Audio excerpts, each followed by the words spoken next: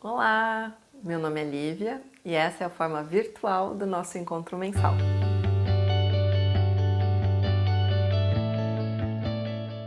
Este então é o estudo referente à Hora da Mulher de março de 2020 da Igreja Melk Jaraguá do Sul. O livro que fundamentou a sequência dos estudos para este ano é A Ternura dos 10 Mandamentos, do autor americano Ron Mehl. Em particular, o estudo de hoje ele tem como referência a passagem de Êxodo, capítulo 20, versículos 4 e 5. E esse é o capítulo 3 do livro, com o título Em Busca de Imagens Vazias. E a mensagem principal desse capítulo e também do livro é que os mandamentos foram enviados por um Deus de amor, que se preocupa com aqueles que são seus, com todo zelo e afeto. Por isso, ele nos repassou 10 ordens cheias de ternura e cuidado. E essa é a essência dos 10 mandamentos, uma essência de ternura. Eu dividi esse estudo, então, em 5 pontos. O primeiro é o texto em si. Então, vou ler para vocês o capítulo, os versículos do capítulo. Não farás para ti imagem de escultura, nem alguma semelhança do que há em cima dos céus, nem embaixo da terra, nem nas águas debaixo da terra. Não te encurvarás a elas, nem as servirás, porque eu, Senhor teu Deus, sou Deus zeloso, que visito a iniquidade dos pais nos filhos até a terceira e quarta geração daqueles que me odeiam, e faço misericórdia a milhares dos que me amam e aos que guardam os meus mandamentos. Pensando sobre a revelação desse trecho da Bíblia, eu primeiro busquei entender qual era o contexto desse mandamento. E o contexto, na verdade, de todos os mandamentos é a dos hebreus que haviam acabado de sair de uma terra muito politeísta e idólatra. Os hebreus viveram no Egito por cerca de 400 anos e os egípcios tinham mais de 2.000 deuses. Então, idolatria era uma prática muito comum onde eles habitavam. E esse era o que cercava eles, era o contexto cultural deles. Então, esse trecho esse segundo mandamento, ele é basicamente focado na palavra idolatria. Então, trazendo para os estudos atuais dessa palavra, eu encontrei uma definição de um pastor que define ídolo como sendo tudo aquilo que passou do status de bom na nossa vida para crucial, ou seja, é qualquer coisa que a gente diga, eu não consigo viver sem isso. Então, esse se tornou um ídolo na nossa vida, algo que é crucial para a nossa existência. Então, quando trazemos esse conceito de idolatria para os dias atuais, com os estudos, com meditação, né, com o que eu pude aprender nesses últimos meses, eu vi que a gente não está falando apenas de esculturas, de imagens, de papel, de madeira, qualquer coisa que seja, mas a gente está falando de tudo aquilo a quem servirmos. Ídolos são aqueles a quem nós servimos. E há uma fundamentação bíblica para esse entendimento de que ídolos não são apenas estátuas. E em Colossenses 3,5 vemos esse trecho aqui. Assim façam morrer tudo o que pertence à natureza terrena de vocês. Imoralidade sexual, impureza, paixão, desejos maus e a ganância, que é a idolatria. Algumas bíblias aí traduzem como avareza, e estamos falando aqui de dinheiro, né? Então, aí temos uma passagem do Novo Testamento que relaciona a idolatria a algo que não consiste em esculturas nem imagens, mas a dinheiro. Temos mais uma parte do Evangelho em que Cristo mesmo faz referência a esse tipo de interpretação, esse entendimento de idolatria. Em Mateus, no capítulo 6, versículo 24, temos ali, ó, ninguém pode servir a dois senhores, porque ou há de odiar um e amar o outro, ou se dedicará a um e desprezará a outro. Não podeis servir a Deus e a Mamon. Nesse trecho aqui, Cristo está usando essa palavra mamon, que em grego significa riqueza, e o modo como ele utilizou, a gente entende que Jesus está personificando a riqueza, colocando, né, o conceito de riqueza na forma de uma pessoa, como se fosse alguém a quem você pode servir. Então aqui deixa ainda mais claro aquele nosso conceito anterior de que ídolo, idolatria é tudo aquilo a quem nós servimos. E complementando com um trecho do capítulo do nosso texto, do livro do Ron Mel, ele tem essa frase que os ídolos são qualquer coisa que tire o nosso foco de Deus. Complementa com essa passagem do Evangelho, né, que ou a gente serve ao nosso único Senhor Deus, ou a gente está servindo aos ídolos. Com base nisso, eu meditei um pouco sobre essa palavra e tentei buscar o entendimento disso para a minha vida hoje, né? Espero que isso possa servir de algum modo para vocês também.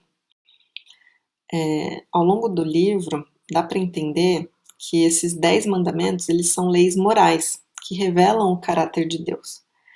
Elas não necessariamente são relevantes para que a gente alcance a nossa salvação, porque a nossa salvação vem em Cristo Jesus. Mas eles são princípios eternos para o nosso relacionamento com Deus, que guiam o nosso relacionamento com Deus. Então, pensando sobre isso, eu comecei a pensar como que está o meu relacionamento com Deus e como que essa palavra pode trazer de algum modo uma melhora para ele, né? E depois de alguns estudos, eu cheguei também nessa outra passagem aqui em Efésios 5, capítulo 5, versículos 14 a 16. E ali fala: Por isso é que se diz: Desperte você que está dormindo, levante-se dentre os mortos, e Cristo o iluminará. Portanto, tenham cuidado com a maneira como vocês vivem, e vivam não como tolos, mas como sábios, aproveitando bem o tempo, porque os dias são maus. E essa passagem pegou bem firme no meu coração e fez total sentido à luz do segundo mandamento, que assim como vemos que a idolatria não se resume a coisas materiais, mas também a comportamentos, eu vi que Deus estava puxando a minha orelha para o tipo de comportamento que eu estava tendo com Ele. E aqui nessa passagem ele mostra 2 tipos de comportamento bem claros, da pessoa sábia e outro da pessoa tola. Então, a pessoa sábia, ela está desperta. E ali, nessa passagem, a referência que faz da pessoa que dorme é como se ela estivesse morta. Então, isso para mim ficou bem forte, né? Uma pessoa desperta está viva e a que dorme está morta. E a pessoa sábia, ela aproveita bem o seu tempo, enquanto a tola, ela desperdiça o seu tempo. No estudo que eu vi sobre essa passagem, o pastor ele faz um entendimento muito interessante dessa parte, dizendo que muitas vezes o inimigo está mais interessado em nos fazer perder o nosso tempo do que de fato nos levar ao pecado. Porque a gente sabe, nós cristãos, que vivemos um relacionamento com Deus, sabemos que se nós pecarmos e Deus nos levar ao nosso arrependimento, a gente será perdoado. Só que se a gente perder o nosso tempo, esse tempo que a gente desperdiçou, a gente não tem mais como recuperar. Então, para mim, essa é a grande sacada no segundo mandamento, que eu não tenho tempo a perder. Eu sirvo a um Deus, eu não sirvo a esses outros deuses que buscam ocupar o meu tempo. E eu preciso focar todo o meu tempo, o máximo do meu tempo a Deus.